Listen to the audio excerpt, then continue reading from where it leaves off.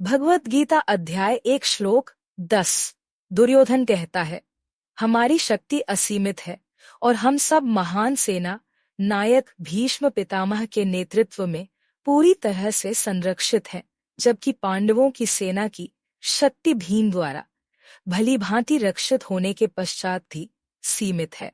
अर्थात दुर्योधन के आत्म प्रशंसा करने वाले ये शब्द मिथ्याभिमान करने वाले मनुष्यों की वशिष्ठ उक्ति जैसे थे।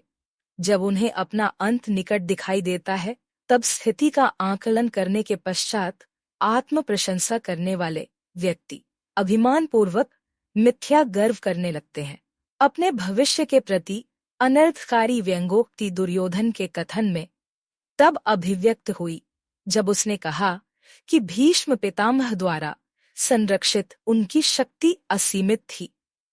भीष्म पितामह कौरव सेना के प्रधान सेनापति थे। उन्हें इच्छा मृत्यु और अपनी मृत्यु का समय निश्चित करने का वरदान प्राप्त था, जिससे वह वास्तव में पांडव पक्ष की सेना भीम के संरक्षण में थी, जो दुर्योधन का जन्मजात शत्रु था। इसलिए दुर्योधन ने भीष्म के साथ भीम की अल्प शक्ति की तुलना की। भीष्म कौरव और पांडवों के पितामह थे और वे वस्तुतः दोनों पक्षों का कल्याण चाहते थे।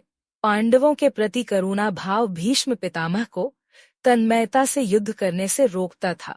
वे यह भी जानते थे कि इस धर्म युद्ध में भगवान श्री कृष्ण पांडवों की ओर से उपस्थित थे और संसार की कोई भी शक्ति अधर्म का पक्ष लेने वालों को विजय नहीं दिला सकती।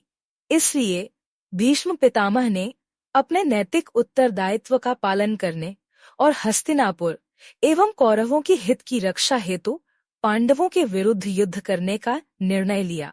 यह निर्णय भीष्म पितामह के व्यक्तित्व के विचित्र लक्षण को रेखांकित करता है।